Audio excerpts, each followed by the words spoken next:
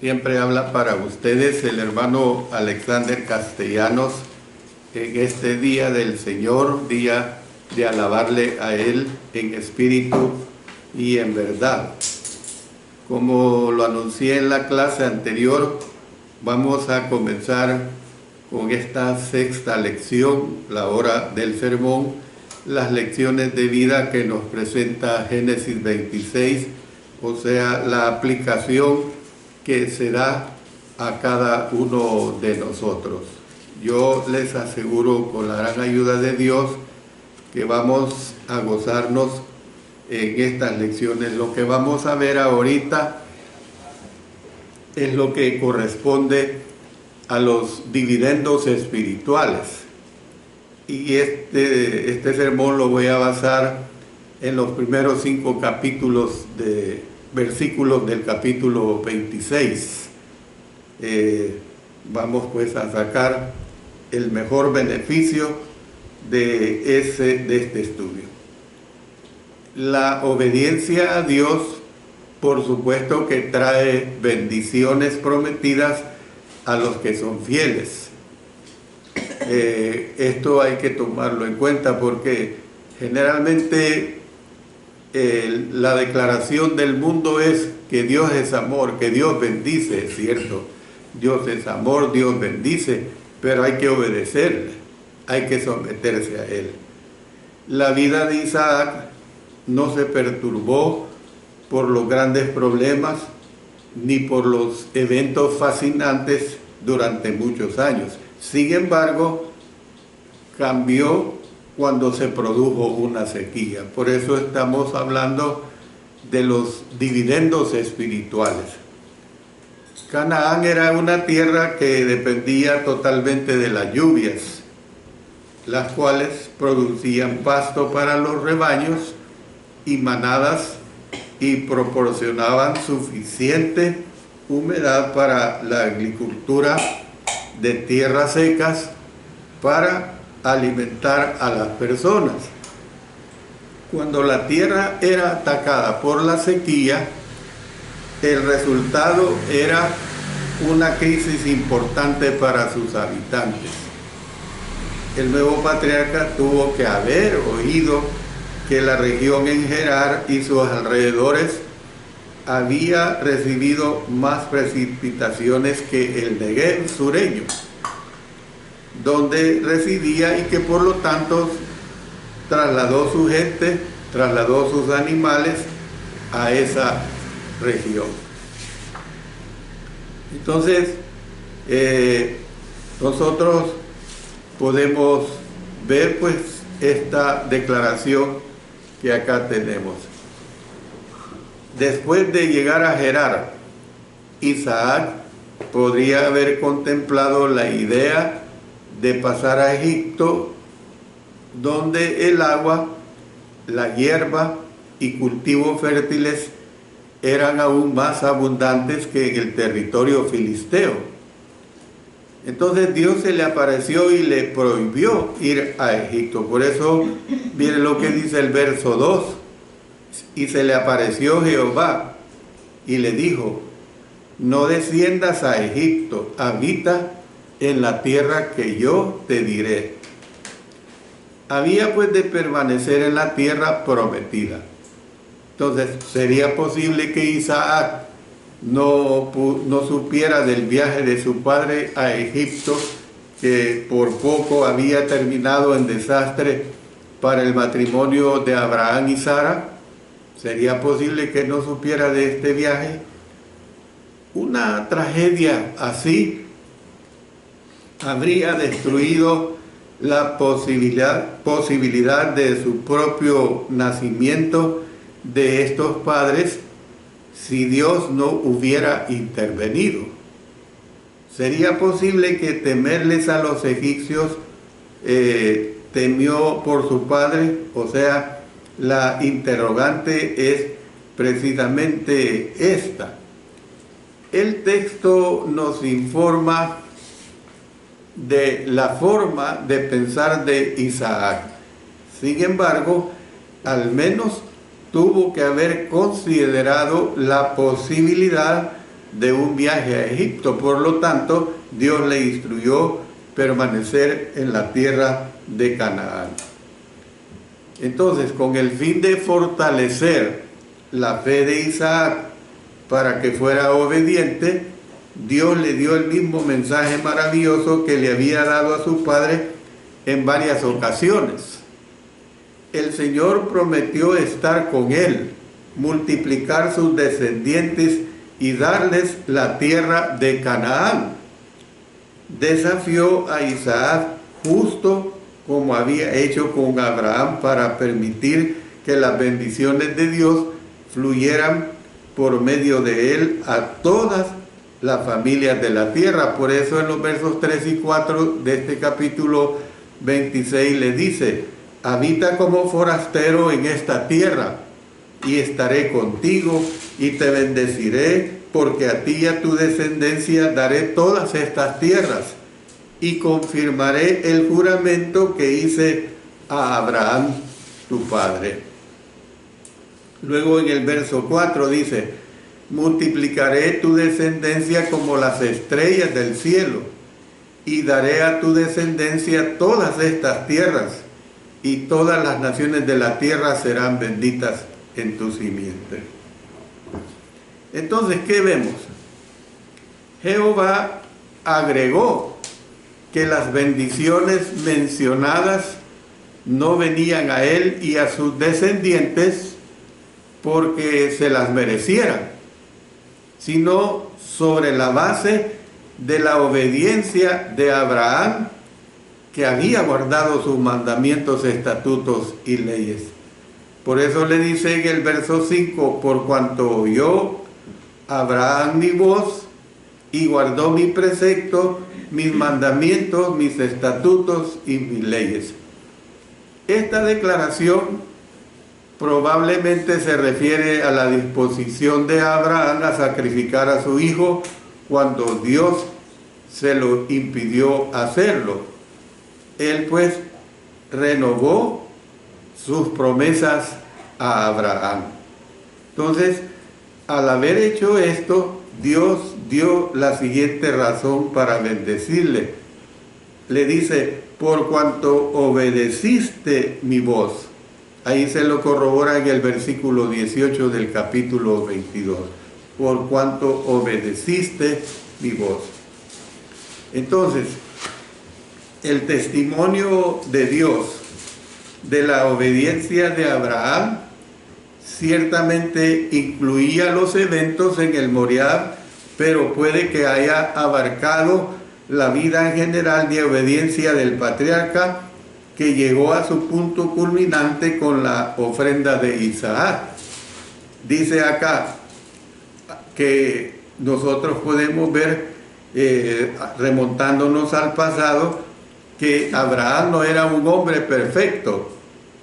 En varias ocasiones no logró obedecer a Dios por temor, por racionalización o por falta de confianza en cuanto a que el camino del Señor era mejor que el suyo. Por eso dice el proverbio: hay camino que al hombre le parece derecho, pero su fin es camino de muerte. Proverbios 14:12. Sin embargo, creció en su fe y obediencia a medida que pasó el tiempo. Ahora que Isaac había madurado en años, Dios deseaba ver el mismo tipo de madurez espiritual y fe obediente en él.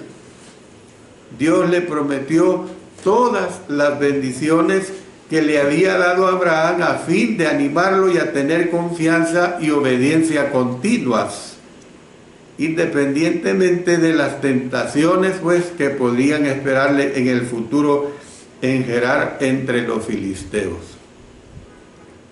El hecho pues de que Dios bendijo a Isaac gracias a su padre, y el hecho de que él bendice a menudo a las personas debido a lo que otros han hecho, podría parecernos extraño. Sin embargo, este principio está presente en toda la Biblia. Yo siempre he dicho, ¿cuántas veces los incrédulos han sido bendecidos por la presencia de uno o de varios cristianos en determinado momento y circunstancia? Vemos buenos ejemplos, por ejemplo, en la vida de José. En primer lugar, gracias a la fe, integridad y pureza de José, Dios le elevó y lo utilizó como un vehículo bendición para Potifar, el capitán de la guardia del faraón. Mire lo que dice en los versos 39 del verso 1 en adelante. Llevado pues José a Egipto, Potifar, oficial de faraón, capitán de la guardia, varón egipcio, lo compró de los ismaelitas que lo habían llevado allá. Mas Jehová estaba con José, y fue varón próspero y estaba en la casa de su amo el egipcio. Y vio su amo que Jehová estaba con él, y que todo lo que él hacía, Jehová lo hacía prosperar en su mano. Así halló José gracia en sus ojos y le servía, y él le hizo mayordomo de su casa y entregó en su poder todo lo que tenía. Y aconteció que desde cuando le dio el encargo de su casa y de todo lo que tenía, Jehová bendijo la casa del egipcio a causa de José, y la bendición de Jehová estaba sobre todo lo que tenía, así en casa como en el campo. Y dejó todo lo que tenía en mano de José, y con él no se preocupaba de cosa alguna, sino del pan que comía. Y era José de hermoso semblante y bella presencia. Aconteció después de esto, que la mujer de su amo puso sus ojos en José, y dijo, duerme conmigo. Y él no quiso, y dijo a la mujer de su amo, he aquí que mi señor no se preocupa conmigo de lo que hay en casa, y ha puesto en mi mano todo lo que tiene. No hay otro mayor que yo en esta casa, y ninguna cosa me ha reservado sino a ti, por cuanto tú eres su mujer. ¿Cómo pues haría yo este grande mal y pecaría contra Dios? Entonces, esto es lo primero pues que vemos en este punto número 1, que gracias a la fe, integridad y pureza del corazón de José, Dios lo elevó y lo utilizó como un vehículo de bendición para Potifar, el capitán de la guardia del faraón. Número 2, de la misma manera, Dios usó a José como bendición para el carcelero egipcio y sus prisioneros. Esto lo vamos a ver en el capítulo 39. Número 3, a Faraón y a su pueblo, que lo veremos en el capítulo 41. Número 4, el Señor también bendijo a Jacob y a su familia. Y número 5, otros pueblos en el antiguo cercano oriente, gracias a José, fueron muy bendecidos. Muchos de ellos nunca supieron que Dios los estaba bendiciendo gracias a su siervo José. Entonces, vemos que este mismo principio divino sigue sin duda operando en los corazones de las personas en el presente sin su conocimiento. Muchas de las bendiciones que hemos recibido son dividendos espirituales de los justos que permanecerán desconocidos para nosotros durante toda nuestra estancia terrenal. ¿Cuántas personas piadosas han sacrificado y muerto para que podamos disfrutar de las bendiciones de la libertad física y espiritual que ellos pudieron solo soñar? Muchos han hecho inversiones financieras, inversiones físicas y espirituales en nuestro futuro. Y esto incluye a los apóstoles y demás cristianos que han sufrido persecución por su fe en Cristo como el Hijo de Dios.